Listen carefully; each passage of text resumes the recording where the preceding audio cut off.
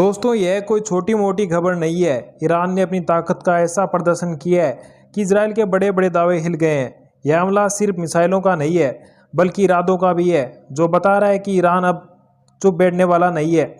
जी हाँ, आपने सही सुना है। ईरान की मिसाइलें इजराइल के प्रधानमंत्री बेंजामिन नेतन्याहू के बेडरूम तक जा पहुंची है।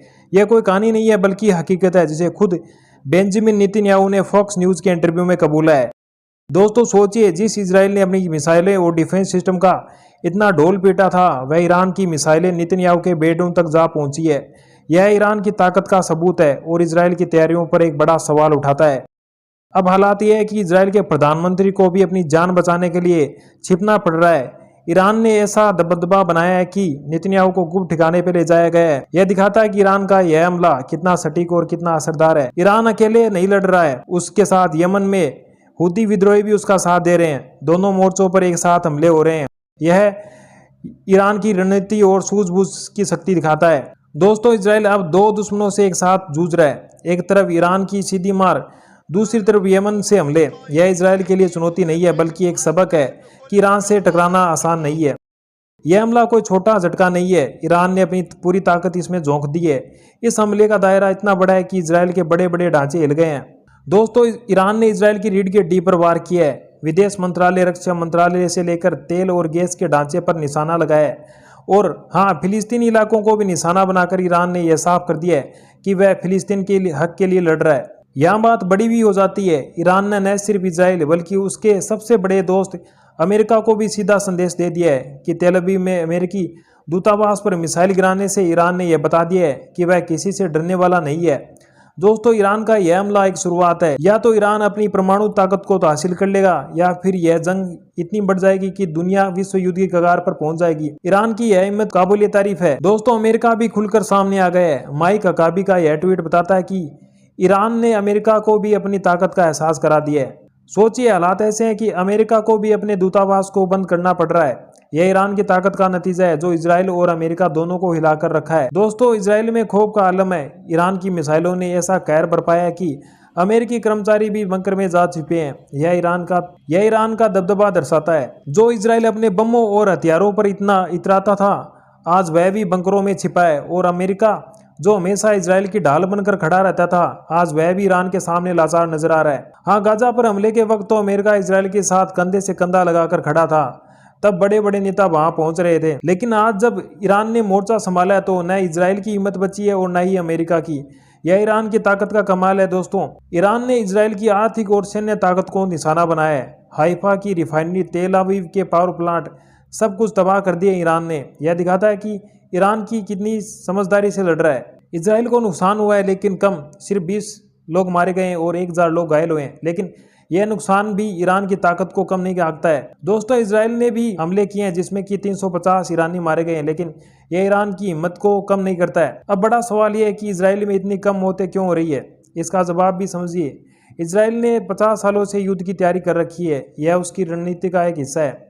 दोस्तों, इजराइल ने हर इमारत में बंकर बनाए हैं। यह उसकी दूरदर्शी सोच को दर्शाता है। लेकिन आज ईरान ने इसी मजबूती को बेकार साबित कर दिया है। सायरन बजते ही लोग बंकर में जा छिपते हैं, इसलिए मौतें कम हो रही है। लेकिन यह ईरान की ताकत को नहीं रोक सकता है। ईरान में बंकर कम है, वहाँ आम लोग खुले में है, फिर भी ईरान डटा हुआ है। वहीं इजराइल आम नागरिकों पर बम बरसा रहा है, इसलिए ईरान में मौतें ज्यादा है। लेकिन यह ईरान की हिम्मत को कम नहीं करता है। हाँ, इजराइल पीछे नहीं हट रहा है, वह ईरान पे लगातार हमले कर रहा है। लेकिन ईरान का जवाब ज्यादा मजबूत है। तेहरान और बसूर, ईरान के अहम ठिकानों पर इजराइल ने वार किया, लेकिन ईरान ने हार नहीं मानी है। इजराइल ईरान की परमाणु ताकत को खत्म करना चाहता है, लेकिन ईरान उसे ऐसा करने नहीं दे रहा है। इजराइल बंकर बस्टर बमों से हमला कर रहा है, लेकिन ईरान का हौसला नहीं टूटा है। इजराइल का मकसद है ईरान की सैन्य ताकत को तोड़ना, लेकिन वह कामयाब नहीं हो रहा है। इजराइल सैन्य ठिकानों की बात करता है, लेकिन बम आम लोगों पर गिरा रहा है। यह उसकी कमजोरी को दर्शाता है। ईरान को नुकसान हुआ है, लेकिन वह उसका इरादा डगमगाया नहीं है। इजराइल ने ईरान के कई शहरों पर निशाना बनाया, लेकिन ईरान ने हर हमले का जवाब दिया है। इजराइल की बमबारी जारी है, लेकिन ईरान का प्रतिरोध भी जारी है। ईरान के बड़े कमांडर मरे हैं, लेकिन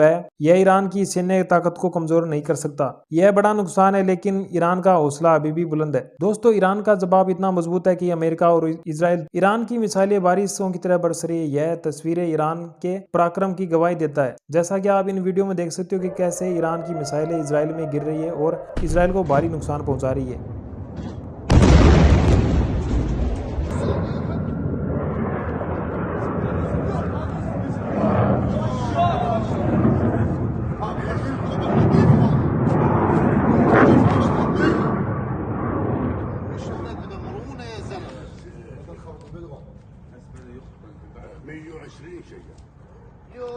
C'est bon.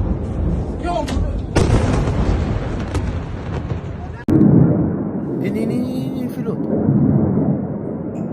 واو بباتي زيكو.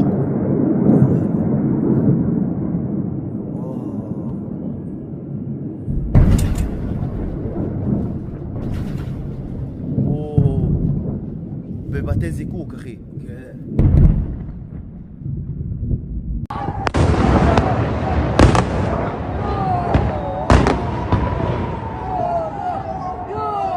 يا باي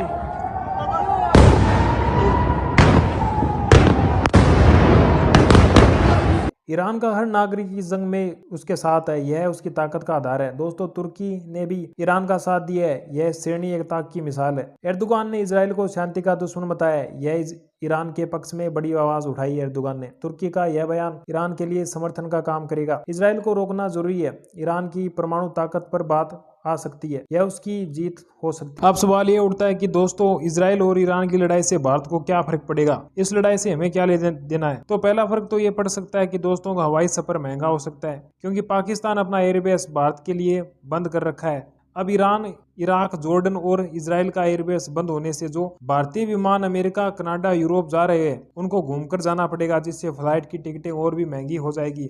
दूसरा फर्क यह पड़ सकता है कि तेल की कीमतें बढ़ जाएगी। सिर्फ 3-4 दिन ही की लड़ाई में क्रूड ऑयल की कीमतें 20% से ऊपर चढ़ गई है। तीसरा फर्क यह पड़ सकता है कि तेल लेकर के जहाज सुएज नहर से आते हैं, जो कि इजिप्ट और इजराइल के बीच से पड़ती है। अगर मान लीजिए महंगे तेल का फर्क नहीं पड़ सकता, तो अगर जहाजों के आवागमन पर रोक लगी तो तेल का आयात ठप हो सकता है, या फिर तेल के जहाजों को साउथ अफ्रीका की तरफ से बड़ा चक्कर लगाकर आना पड़ सकता है। तो इस लिहाज से तेल की किल्लत हो सकती है। चौथा फर्क यह पड़ सकता है कि युद्ध लंबा चला तो डॉलर की डिमांड ज्यादा बढ़ सकती है। लोग उसे सेफ एसेट के तौर पर देखने लगेंगे। इससे डॉलर और भी मजबूत हो सकता है। डॉलर की मजबूती का सीधा असर रुपये पर पड़ेगा, रुपया कमजोर होगा। पांचवा फर्क भारत को यह पड़ सकता है कि दोस्तों, करीब 1 करोड़ लोग खाड़ी के देशों में रहते हैं। ये लोग बाहर पैसा कमाकर करीब 45 अरब डॉलर भारत भेजते हैं, जो भारत की अर्थव्यवस्था को फायदा पहुंचाता है। उन 1 करोड़ लोगों के रोजगार पर संकट आ जाएगा। तो कुल मिलाकर दोस्तों, इजराइल और ईरान के युद्ध में भारत को आर्थिक नुकसान पहुंचेगा। यूक्रेन रूस के युद्ध का असर भारत पर नहीं पड़ा था। अब सवाल ये उठता है कि क्या ईरान और इजराइल के युद्ध से विश्व युद्ध शुरू हो सकता है? तो इसका जवाब यह है कि जब कई देश एक साथ युद्ध में शामिल हो जाते हैं। मौजूदा स्थिति में ईरान और इजराइल दोनों देशों के बीच सीधा टकराव बढ़ रहा है। अगर ईरान अपने ड्रोन हमले तेज कर देगा या इजराइल फिर से बड़े पैमाने पर हमला कर सकता है, तो यह संघर्ष फैल जाएगा। अमेरिका इजराइल का प्रमुख सहयोगी है। मध्य पूर्व में 40,000 सैनिक तैनात कर रखे है उसने। अगर ईरान पर हमले होते हैं तो अमेरिका शामिल हो सकता है, जो नाटो को भी इसके अंदर खींचेगा। ईरान ने इसलिए अमेरिकी दूतावास पर मिसाइल मारी है, क्योंकि ईरान जानता है कि अमेरिका पर्दे के पीछे से इजराइल के साथ खड़ा है। वो पर्दे के सामने आए, जिससे कि ईरान अपने साथी चीन और रूस को अपने साथ ला सके। तो दोस्तों, आपकी क्या राय है इस जंग को लेकर? अपनी राय कमेंट बॉक्स में जरूर बताएं। वीडियो अच्छा लगा हो तो एक लाइक करें और चैनल पे नए आए तो चैनल को सब्सक्राइब करें। धन्यवाद।